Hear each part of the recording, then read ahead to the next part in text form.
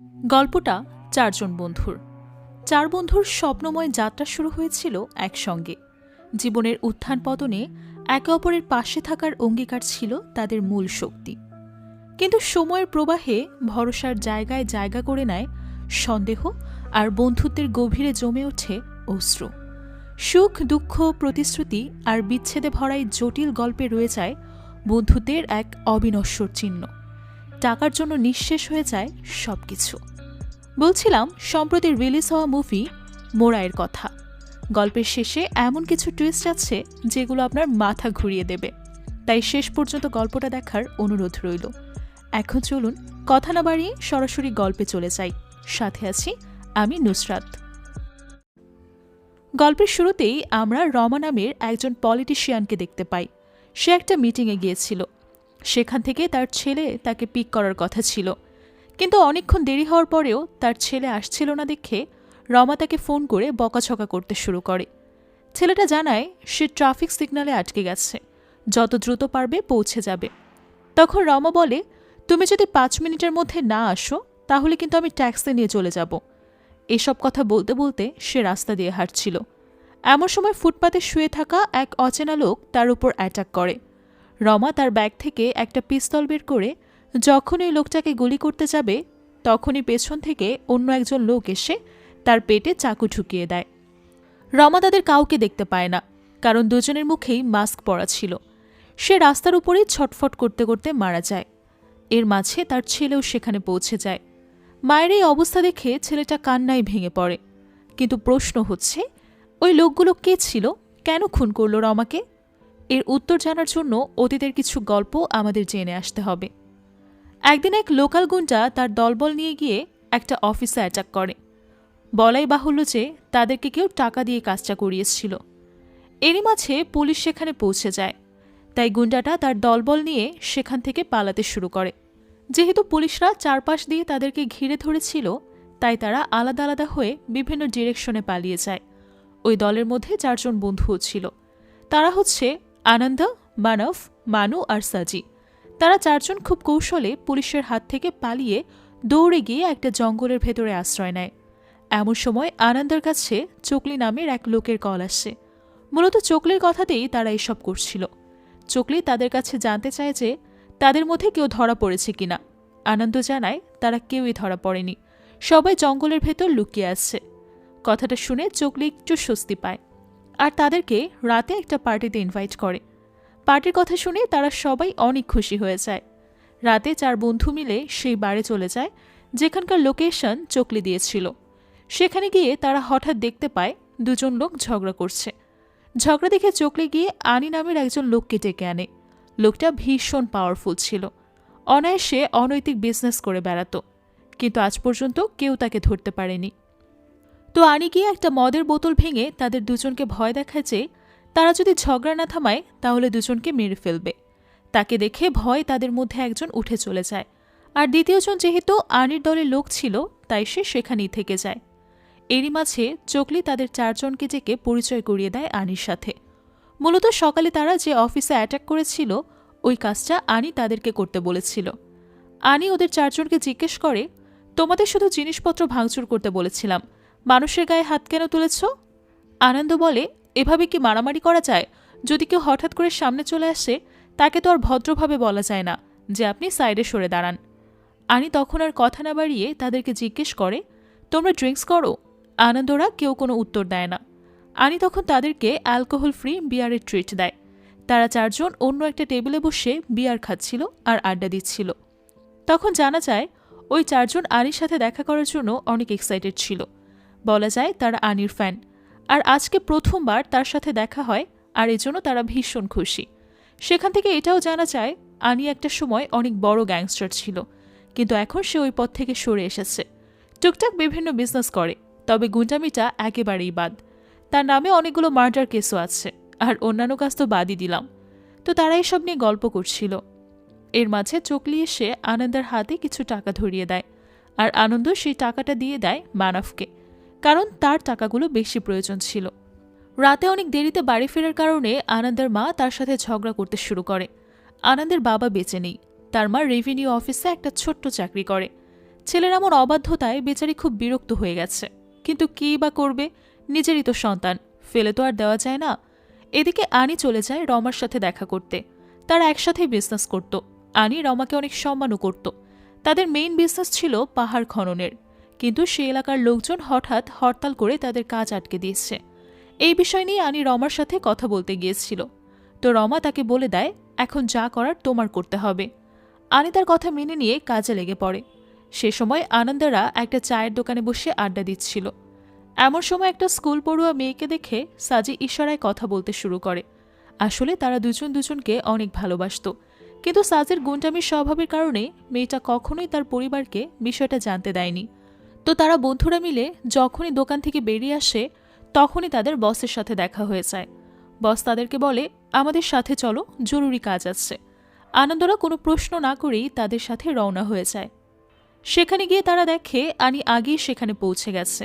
সে ওই জায়গার দায়িত্বে থাকা লোকটাকে গিয়ে বলে তোমরা এর আগেও ঝামেলা করে আমাদের কাজ আটকে দিয়েছ, তারপর আমরা কোর্ট থেকে স্টে অর্ডার এনে আবারও কাজ শুরু করেছি, এখন আবার তোমরা কেন ঝামেলা করছো? তখন লোকটা বলে দেয় এখানে তো আমার কোনো দোষ নেই, এলাকার লোকেরা ঝামেলা করছে, তাদের সাথে কিভাবে পারবো বলুন। আনি তখন তাকে একটু ভদ্র ভাষায় হুমকি ধামকি দিয়ে সেখান থেকে চলে যেতে শুরু করে, আর লোকটাও তার কথা চুপচাপ মেনে নেয়। কিন্তু কিছু দূর যেতে না যেতেই এলাকার লোকেরা আনির পথ আটকে দাঁড়ায়। তারা তাদের সাথে ঝগড়া করতে শুরু করে, কারণ প্রতিনিয়ত পাহাড় কাটার কারণে পরিবেশ নষ্ট হচ্ছে, সেই সাথে পানি এবং অন্যান্য প্রাকৃতিক উপাদানের অভাব দেখা দিচ্ছে। এটা নিয়ে এলাকাবাসীর যত আপত্তি, কিন্তু আনি সেখানে কোনো রিয়্যাক্ট করে না। সেটা দেখে চকলি আনন্দ এবং তার বন্ধুদেরকে ইশারা করলে তারা সবাই মিলে ওই লোকগুলোর উপর ঝাঁপিয়ে পড়ে। সেখানে চার বন্ধুর ফাইটিং স্কিল আর ডেডিকেশন আনির নজর কেড়ে নেয়। যাই হোক, তারা কোনো মতে সব কিছু সামলে সেখান থেকে বেরিয়ে আসে।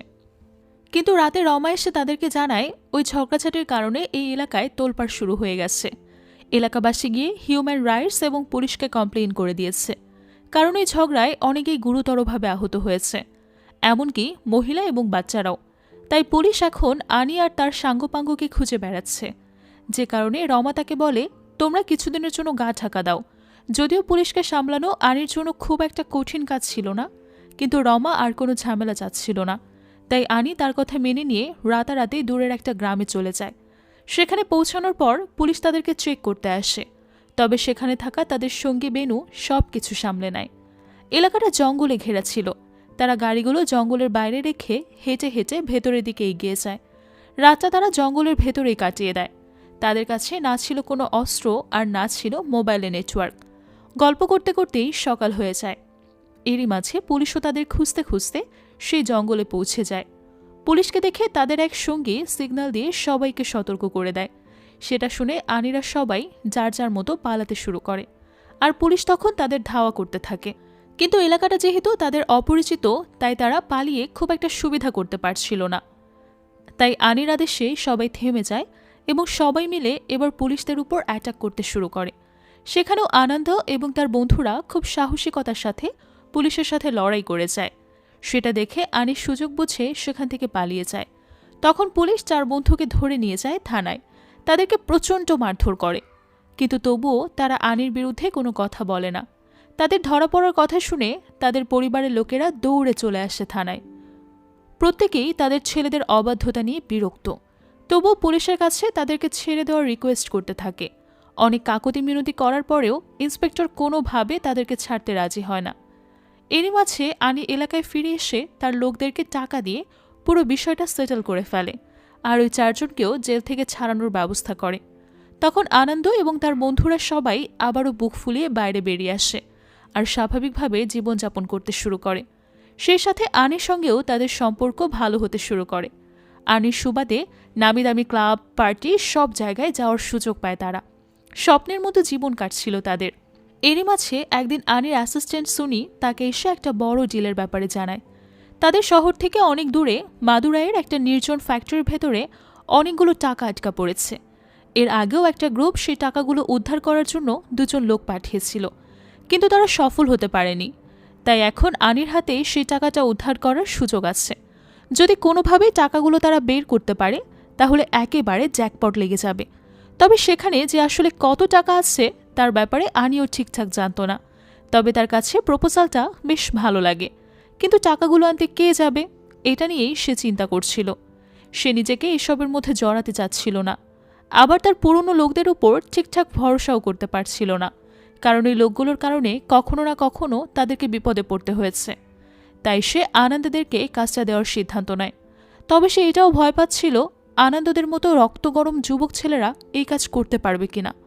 তারপর আবার তারা নতুন, এসব কাজের কোনো এক্সপিরিয়েন্সও নেই তাদের। এই কারণে সুনিতাকে এমন ডিসিশন নিতে বাধা দেয়। তবে আনির মনে কোথাও না কোথাও কনফিডেন্স কাজ করছিল যে আনন্দরা কাজটা ভালোভাবেই করতে পারবে। তাই পরদিন সে আনন্দদের ডেকে এনে সব কিছু বুঝিয়ে দেয়। তারাও কাজটা করতে চাচ্ছিল, কিন্তু যেহেতু শহরের বাইরে গিয়ে তাদেরকে কাজটা করতে হবে, আর সেই জায়গা এবং সেই কাজটা অনেক রিস্ক, তাই তারা একটু ভয় পাচ্ছিল। সেটা দেখে আনি তাদেরকে ভাবার জন্য কিছুটা সময় দেয়। সেখান থেকে বেরিয়ে এসে আনন্দরা সবাই এই বিষয় নিয়ে ডিসকাস করছিল। তবে সর্বোপরি সবাই আনন্দর ডিসিশনের উপরে ডিপেন্ড করছিল, কারণ ওই চারজনের মধ্যে সে একটু বেশি বুদ্ধিমান এবং বুঝদার।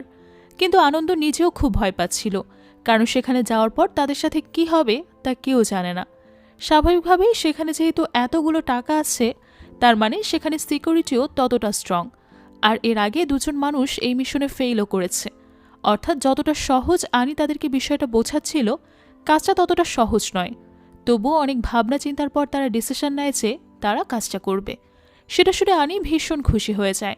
তবে বারবার তাদেরকে সাবধান করে দেয় যে কোথাও যেন কোনো রকম ঝামেলা না হয়, আর ভুলেও যেন আনির নাম সামনে না আসে। ছেলেগুলো তার কথা মেনে নেয়। তখন আনি তাদেরকে খরচ চালানোর মতো কিছু টাকা দিয়ে দেয়, আর বলে দেয় তোমরা প্রতিদিনকার আপডেট আমাকে জানাতে থাকবে। আনন্দ তখন আনির কাছে ওই দুটো লোকের ডিটেলস জানতে চায় যারা আগের বার সফল হতে পারেনি। সেটা শুনে আনি একটু অবাক হয়। তখন আনন্দ তাকে বুঝিয়ে বলে আমরা যদি ওই লোকগুলোর সাথে দেখা করতে পারি তাহলে সেখানকার সিচুয়েশন বোঝা যাবে, আর আমাদের কাজ করতে সুবিধা হবে। তাই আনি তাদের ওই লোকগুলোর ডিটেলস দিয়ে দেয়। এরপর তারা সেখান থেকে বেরিয়ে তাদের মিশনে রওনা হওয়ার প্রস্তুতি নিতে শুরু করে দেয়। প্রত্যেকে নিজেদের বাড়ি থেকে বিভিন্ন রকম বাহানা বানিয়ে একত্রিত হয় আর রওনা হয়ে যায় মাদুরাইয়ের উদ্দেশ্যে। তারা ওই লোকগুলোকে খুঁজতে খুঁজতে তাদের এলাকায় চলে যায়। সেখানে গিয়ে এক দোকানদারের কাছে জিজ্ঞেস করে এখানে মালার এবং সিত্রাজের বাড়িটা কোথায়। তার মুখে নামগুলো শুনে দোকানদার কেমন যেন সন্দেহজনক দৃষ্টিতে তাদের দিকে তাকাতে থাকে। এরপর একটা বাচ্চাকে তাদের সাথে পাঠিয়ে দেয় সিত্রাজের বাড়ি দেখিয়ে দেওয়ার জন্য। আনন্দরা সেই বাচ্চাটাকে ফলো করতে করতে অলিগলি পেরিয়ে ফাইনালি পৌঁছে যায় সিত্রাজের বাড়িতে। কিন্তু সত্যি বলতে ওই লোকটাকে দেখে মনেই হচ্ছিল না সে এত বড় একটা মিশনে কাজ করার যোগ্যতা রাখে। মানে একেবারেই কঙ্কালসার ছিল সে, ঠিক গোপাল ভাঁড় সিরিজের মন্ত্রীর মতো। তবে আবার কথা আবার সিরিয়াসলি নেবেন না, আমি কারো বডি শেমিং করিনি, মজা করে বললাম আর কি। যাই হোক, মালার এবং সিত্রাজের কাছ থেকে তারা জানতে পারে ওই জায়গায় সাধারণত অনেক সিকিউরিটি গার্ডের পাহারা দেয়, আর জায়গাটাও খুব নিরিবিলি একটা নির্জন জায়গা। তাই সেখানে যাওয়াটা বেশ রিস্কি। তারা অবশ্য সে কোম্পানি পর্যন্ত পৌঁছেছিল, কিন্তু টাকাটা খুঁজে পায়নি। তাই তাদের ধারণা নিশ্চয়ই টাকাগুলো অন্য কোথাও শিফট করে দেওয়া হয়েছে। এখন সেটা কোথায় আছে তা তো কেউ জানতো না।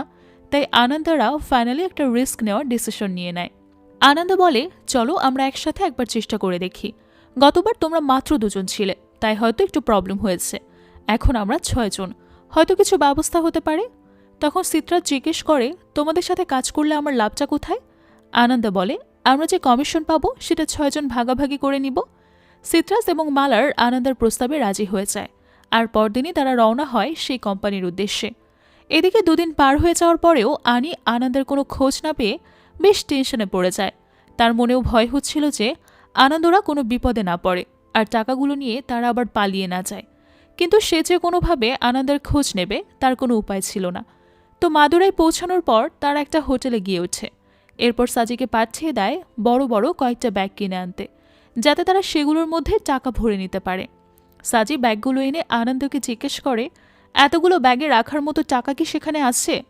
আনন্দ বলে সেটা তো জানি না, যদি সেখানে 1 কোটি টাকা থেকে থাকে তাহলে আমরা এই ব্যাগগুলোর ভেতরে অনায়াসে সেগুলো নিয়ে বেরিয়ে যেতে পারবো। আমি সেই হিসাব করে ব্যাগগুলো আনিয়েছি, দেখা যাক কি হয়। তো এরপর তারা সবাই মিলে তাদের মিশনের জন্য রেডি হতে শুরু করে। আর রাত হওয়ার সাথে সাথেই তারা রওনা হয়ে যায় সেই কোম্পানির গোডাউনের উদ্দেশ্যে। সিত্রাস তাদেরকে পথ দেখিয়ে সেখানে নিয়ে যায়। জায়গাটা বেশ নির্জন এবং জঙ্গলে ঘেরা ছিল। সেখানে পৌঁছে তারা একটা জায়গায় লুকিয়ে পরিস্থিতি বোঝার চেষ্টা করছিল। আনন্দ তখন একজনকে পাঠিয়ে দেয় ভেতরের অবস্থা দেখে আসতে। লোকটা এসে তাদেরকে জানায় ভেতরে অনেকগুলো শিকারী কুকুর এবং অনেক সিকিউরিটি গার্ড আছে, তাই ভেতরে ঢোকা এতটা সহজ না।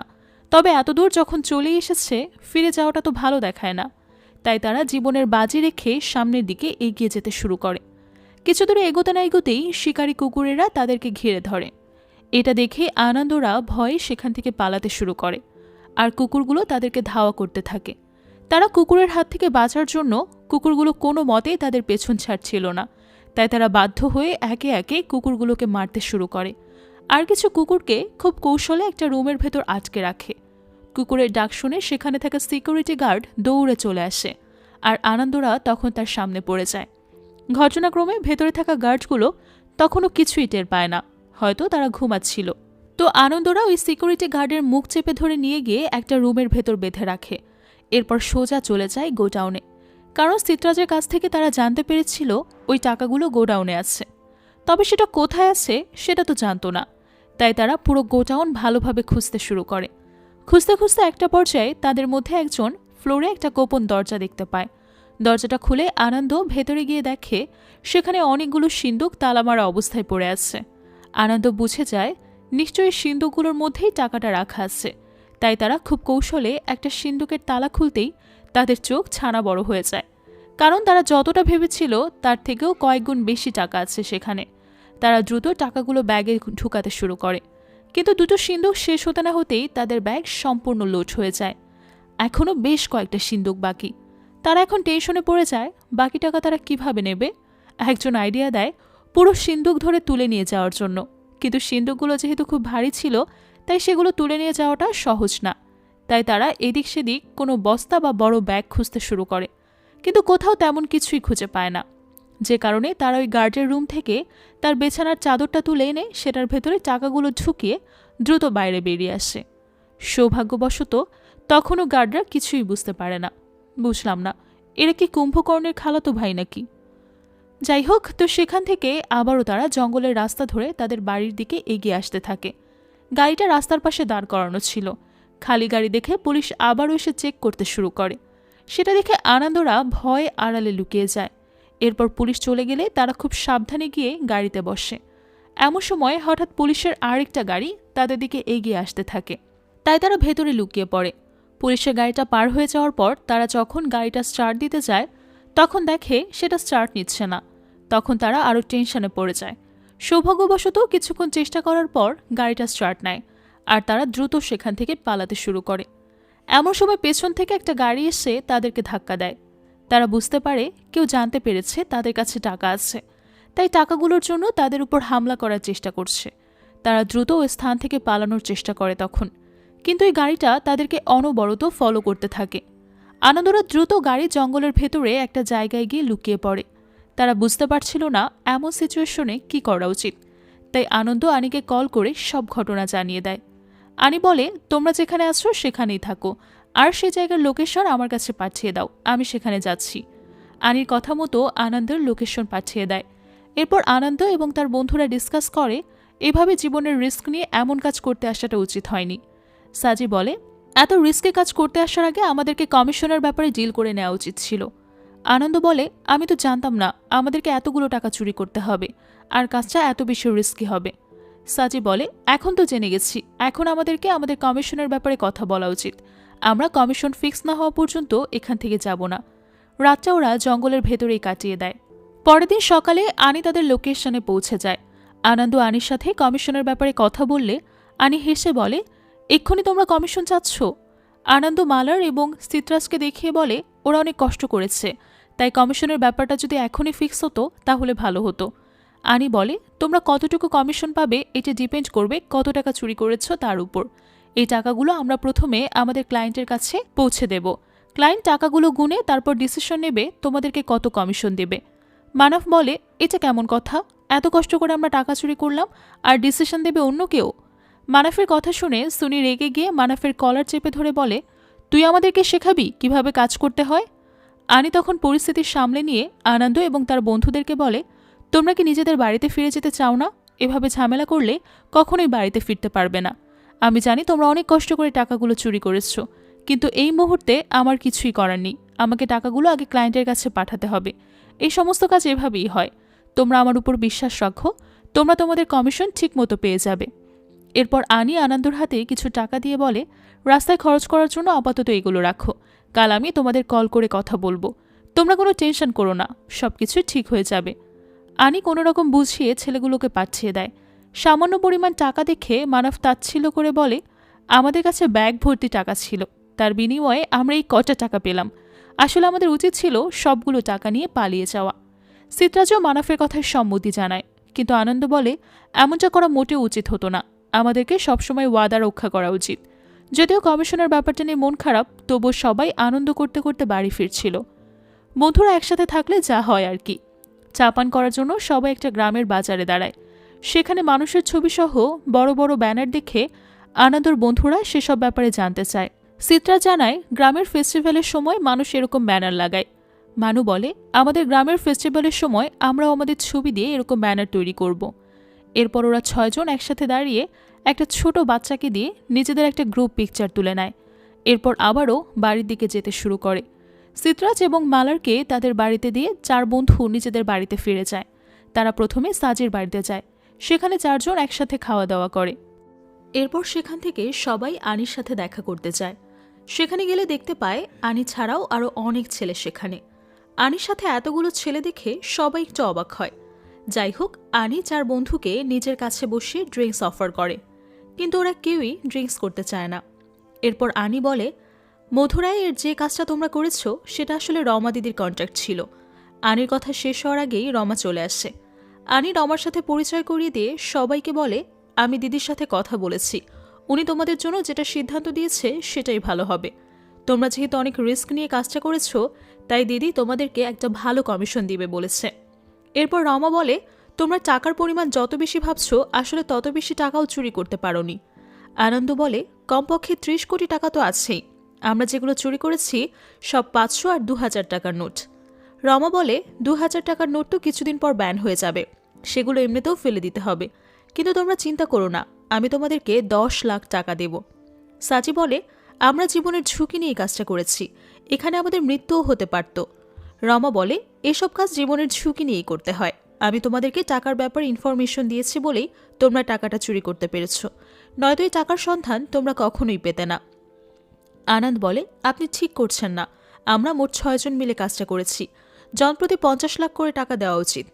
রমা হেসে বলে, 6 জনকে 50 লাখ টাকা করে দিলে 3 কোটি টাকা দিতে হবে। এইসব কাজে কেউ এত বেশি টাকা দেয় না। আনি আনন্দের পক্ষ নিয়ে বলে, দিদি ওরা আমার লোক, অনেক কষ্ট করে কাজটা করেছে, তাই ওদেরকে একটা ভালো কমিশন দেওয়া উচিত। রমা তখন জনপ্রতি 25 লাখ টাকা করে দিতে চায়। আনন্দরা তাতে রাজি হয় না। তখন রমা বলে, তোমার এত অল্প বয়সী ছেলে, এতগুলো টাকা দিয়ে তোমরা কি করবে? সাজি বলে, আপনার কাছে তো অনেক টাকা, তাহলে আপনি কেন টাকার লোভ সামলাতে পারছেন না? এ কথা শুনে রমার ছেলে রমাকে বলে, মা তুমি এখান থেকে চলো তো, এসব নর্দমার কীটদের সাথে তর্ক করে কোনো লাভ নেই। এ কথা শুনে মানব রেগে গিয়ে বলে, তুই কে রে এসবের মধ্যে কথা বলার? সাথে সাথে রমার ছেলে মানবের গায়ে হাত তোলে। সে লাথি মেরে মানবকে ফেলে দেয়। এতে বাকি 3 বন্ধু রেগে যায় এবং রমার ছেলের গায়ে হাত তোলে। সাথে সাথে রমার গুন্ডারা আনন্দদের মারতে শুরু করে। রমার ছেলে রড দিয়ে মেরে মেরে 4 জনের অবস্থা খারাপ করে দেয়। 4 বন্ধুর অবস্থা যখন একেবারে শোচনীয় পর্যায়ে চলে যায়, তখন আনি মারামারি থামিয়ে দেয় এবং আনন্দদেরকে বাড়িতে ফিরে যেতে বলে। আনি বলে, এখন তোমরা চলে যাও, কাল আমি তোমাদের ডেকে নেব। 4 বন্ধু আনির কথা মতো বাড়ি ফিরে যাওয়ার জন্য বাইকে ওঠে। ওই সময় আবারও রমার ছেলে লাথি মেরে দুজনকে বাইক থেকে ফেলে দেয়। রমার ছেলের আচরণ দেখে মনে হচ্ছিল সে আগে থেকে প্ল্যান করে রেখেছিল আনন্দ এবং তার বন্ধুদের সাথে ঝামেলা করবে, যাতে তাদেরকে কোনো টাকা দিতে না হয়।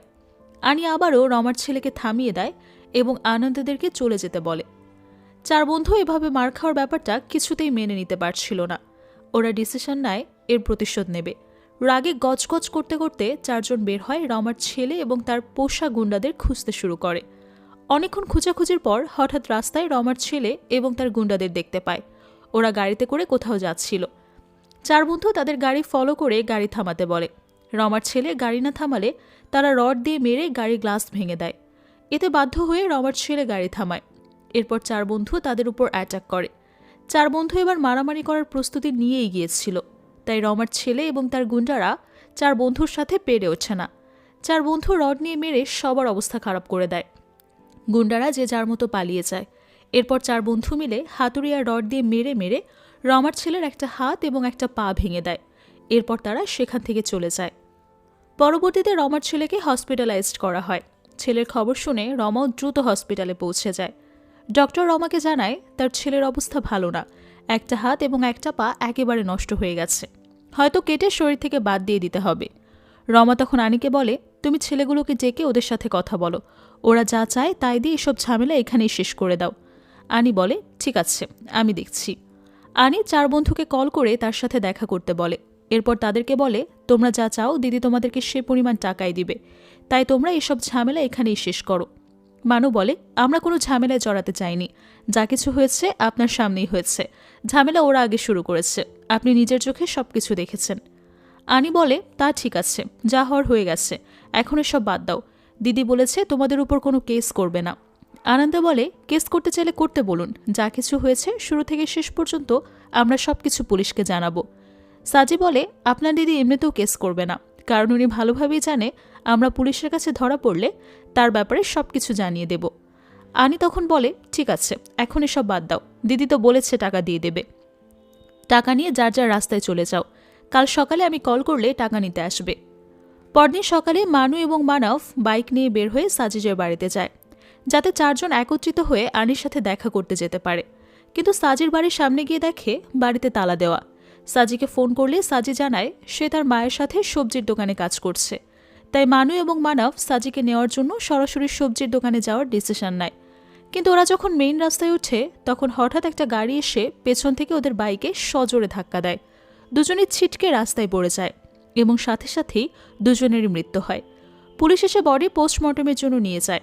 আনন্দা এবং সাজি হসপিটালের বাইরে দাঁড়িয়ে কাঁদছিল। দুই বন্ধুর মৃত্যুতে দুজনেই খুব ভেঙে পড়েছে। আনি দুজনকে সান্ত্বনা দেয়। এসবের মাঝে রমা আনিকে কল করে ওদের খোঁজ খবর নেয়।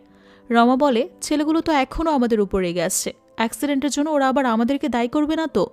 আনি বলে, রাস্তা সবাই দেখেছে, ওরা রং সাইডে যাচ্ছিল, তাই এটা যে একটা অ্যাক্সিডেন্ট তা নিয়ে কারো কোনো ডাউট নেই। পোস্টমর্টেম শেষে ডেড বডি দুজনের পরিবারের হাতে তুলে দেওয়া হয়। ছেলেদের এমন নির্মম মৃত্যুতে তাদের পরিবারও অনেক বেশি শোকাহত। ওদের মৃত্যুর খবর শুনে মালার এবং সিট্রাস চলে আসে। দুজনের মৃত্যুতে ওরাও ভীষণ কষ্ট পেয়েছে, কারণ অল্প সময় একসাথে থেকেই সবার মধ্যে অনেক ভালো বন্ধুত্ব হয়েছিল। দুজনের সৎকার শেষে মালার এবং সিট্রাস নিজেদের বাড়ি ফিরে যাওয়ার সময় আনন্দা এবং সাজিকে বলে, তোমরা আমাদের সাথে চলো, এই জায়গাটা তোমাদের জন্য সেফ না, আমরা একসাথে কিছু না কিছু কাজ করে জীবন কাটিয়ে দেব। আনন্দা বলে, তোমরা কোনো চিন্তা করো না, আমি খুব শীঘ্রই তোমাদের টাকা তোমাদের কাছে পৌঁছে দেব। সিট্রাস বলে, তোমার কি মনে হয় আমরা এখানে টাকার জন্য এসেছি? আমরা আমাদের বন্ধুর জন্য এসেছিলাম। এরপর মালার এবং সিট্রাস চলে যায়। মানু এবং মানাফের মৃত্যুতে আনন্দ এবং সাজির জীবন একেবারে থমকে যায়। দুজন বাড়ি থেকে বের হওয়া বন্ধ করে দেয়। সারাদিন মনমরা হয়ে বন্ধুদের সাথে কথা ভাবতে থাকে। এরপর একদিন আনন্দ সাজিকে কল করে জানতে চায় আনি তাকে কল করেছিল কিনা। সাজি জানায় কেউ তাকে কোনো কল করেনি। যেহেতু টাকাটা এখনও পাওনা আছে, তাই দুজন মিলে আনির সঙ্গে দেখা করতে চায়। আনি তাদের দুজনকে পুরো 3 কোটি টাকা বুঝিয়ে দিয়ে বলে, যে দুজন মারা গেছে তাদের ভাগের টাকাটা তাদের পরিবারকে দিয়ে দিও। এরপর আনি তাদের কাছে জানতে চায়, টাকাগুলো নিয়ে তোমরা এখন কোথায় যাবে? আনন্দ বলে, আমরা প্রথমে মাথুরায় যাব, সিট্রাস এবং মালারের টাকাটা সবার আগে তাদেরকে বুঝিয়ে দেব। আমাদের টাকা না পেলেও চলবে, কিন্তু তাদের টাকাটা বুঝিয়ে দিতে হবে, তাদের পরিবার অনেক গরিব। আনি তখন ইমোশনাল হয়ে বলে, কোনো ভুলভাল সিদ্ধান্ত নিও না, টাকার দরকার সবারই, তাই যার যার টাকা শেষে বুঝে নেবে। দুজনে আনির কথায় সম্মতি জানিয়ে টাকাটা নিয়ে চলে যায়। টাকা নিয়ে সরাসরি দুজনেই মাথুরাইয়ের উদ্দেশ্যে রওনা হয়। যেতে যেতে গাড়িতে বসে দুই বন্ধু বলাবলি করে, আনন্দ ভাগাভাগি করে নেওয়ার মতো বন্ধুরাই তো আর বেঁচে নেই, এত টাকা দিয়ে আমরা কি করব? তবে টাকাগুলো তাদের পরিবারের কাজে লাগবে, তাই যাই হোক না কেন টাকাগুলো তাদের পরিবারের কাছে পৌঁছে দিতে হবে। এরপর সাজি বলে, এখান থেকে কিছু টাকা চকলিকেও দিতে হবে, সেই তো আসলে আমাদেরকে এসব কাজে নিয়ে এসেছে। তারা এসব নিয়ে কথা বলছিল, এর মাঝে হঠাৎ একটা গাড়ি এসে তাদের গাড়িতে জোরে ধাক্কা দেয়। গাড়ির ভেতরে থাকা গুন্ডাদের দেখে আনন্দ চিনতে পারে এরা রমার ছেলের সাথী, তাই দুজনেই দ্রুত গাড়ি থেকে নেমে পালাতে শুরু করে। গুন্ডারাও দুজনের পিছু নেয়। গুন্ডাদের মধ্য থেকে একজন একটা ছুরি সাজের দিকে ছুড়ে দেয়। ছুরিটা সরাসরি সাজের পিঠে গেঁথে যায়, এতে সাজি নিচে পড়ে যায়। আনন্দ সাজিকে বাঁচানোর জন্য ফিরে আসতে চাইলে সাজি চিৎকার করে বলে, তুই পালিয়ে যা। গুন্ডারা আনন্দকেও তাড়া করছিল, তাই বাধ্য হয়ে আনন্দ ছুটতে শুরু করে। সে একটা জঙ্গলে ঢুকে গাছের আড়ালে লুকিয়ে পড়ে। গুন্ডারা তাকে খুঁজে না পেয়ে ফিরে যায়। এরপর গুন্ডারা ছুরি দিয়ে সাজির পুরো শরীর কেটে ক্ষতবিক্ষত করে দেয়। আনন্দ জঙ্গলের ভেতর থেকেই সাজির আর্তনাদ শুনতে পাচ্ছিল, কিন্তু সে এখন নিরুপায়। বের হলে গুন্ডারা তাকেও মেরে ফেলবে। গুন্ডারা চলে যাওয়ার পর আনন্দ বের হয়ে আসে। আরও একজন বন্ধুকে হারিয়ে আনন্দ শোকে একেবারে পাথর হয়ে যায়। সাজির মা তার একমাত্র ছেলেকে হারিয়ে পাগল হয়ে যায়।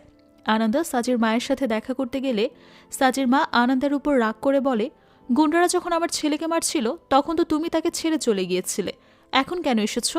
আনন্দ কোনো জবাব না দিয়ে কাঁদতে কাঁদতে চলে যায়। আনন্দ বুঝতে পারে রমার লোকেরাই মানু এবং মানাফের অ্যাক্সিডেন্ট করিয়েছে। তাই আনন্দের সিদ্ধান্ত নেয় বন্ধুদের হত্যার প্রতিশোধ নেবে। আনন্দ সবার আগে চকলির সাথে দেখা করতে যায়। চকলি আনন্দকে দেখে অবাক হয়ে বলে, তুই এখানে এসেছিস কেন? তোকে এখানে আসার সময় কেউ দেখেনি তো? পুলিশ তোকে সব জায়গায় খুঁজছে, সবাই ভাবছে সাজিকে তুই হত্যা করেছিস। আমারও মনে হচ্ছে সাজিকে তুই হত্যা করেছিস, সত্যিটা তুই আমাকে বল। আনন্দ তখন রেগে গিয়ে একটা ছুরি নিয়ে চকলির গলায় ধরে বলে, শুধু সাজি নয়, মানু আর মানাফ কারো মৃত্যুর জন্যই আমি দায়ী নই। তুই আমাদেরকে এই কাজে নিয়ে এসেছিস, এখন তুই আমার উপর দোষারোপ করছিস। তুই ভালোভাবেই জানিস এসবের পেছনে কার হাত। চকলি বলে, আমি আসলেই কিছু জানি না। আনন্দ বলে, তুই জানিস সাজি মৃত্যুর আগে আমাকে বলেছিল আমাদের ভাগের টাকা থেকে কিছু টাকা চকলিকেও দিতে হবে। সাজি তোকে অনেক ভালোবাসতো, কিন্তু তুই কি সাজিকে ভালোবাসিস? তুই কি ভালোবাসার যোগ্য? এসব শোনার পর চকলি বলে, তুই যদি আমাকে ছেড়ে দিস তাহলে আমি তোকে সব সত্যি জানিয়ে দেব। আনন্দ চকলির গলা থেকে ছুরি নামিয়ে নেয়। তখন চকলি বলে, এই সব কিছু আসলে রমা দিদি আর আনি ভাই করিয়েছে। ওরা এমনভাবে মার্ডার করেছে যেন অ্যাক্সিডেন্ট মনে হয়। শুরু থেকেই তোদেরকে টাকা দেওয়ার কোনো ইচ্ছে ছিল না তাদের। চকলি আরও জানায়, ওই দিন টাকা দেওয়ার পর আনি জিজ্ঞেস করেছিল টাকা নিয়ে তোমরা কোথায় যাবে। এটা মূলত জিজ্ঞেস করেছিল যাতে রাস্তায় রমার লোকেরা আনন্দ এবং সাজির উপর হামলা করতে পারে। এরপর চকলি আনন্দকে বলে, তোর 3 বন্ধুকে তো মেরে ফেলেছে, তোকেও মেরে ফেলবে। তুই হয় পুলিশের কাছে গিয়ে সবকিছু বলে দে, নয়তো এখান থেকে দূরে কোথাও চলে যা। এখানে তুই একদমই নিরাপদ না। আনন্দ বলে, আমার জায়গায় আমার বন্ধুরা থাকলে যেটা করতো আমি এখন সেটাই করতে যাচ্ছি, তুমি আমাকে নিয়ে চিন্তা করো না। এরপর আনন্দ আনিকে ফলো করতে শুরু করে। আনিকে একটা কনস্ট্রাকশন বিল্ডিংয়ে দেখে আনন্দ ছুরি হাতে নিয়ে আনির দিকে ছুটে যায়, কিন্তু আনন্দ আনিকে আঘাত করার আগেই আনি তাকে ধরে একরকম আছাড় মারে। আনন্দ আবারও উঠে আনির উপর অ্যাটাক করতে যায়, কিন্তু আনি আবারও আনন্দকে লাথি মেরে দূরে সরিয়ে দেয়। আনন্দ অনেক চেষ্টা করেও আনিকে এতটুকু আঘাত করতে পারছিল না। বারবার সে আনির কাছেই মার খাচ্ছিল।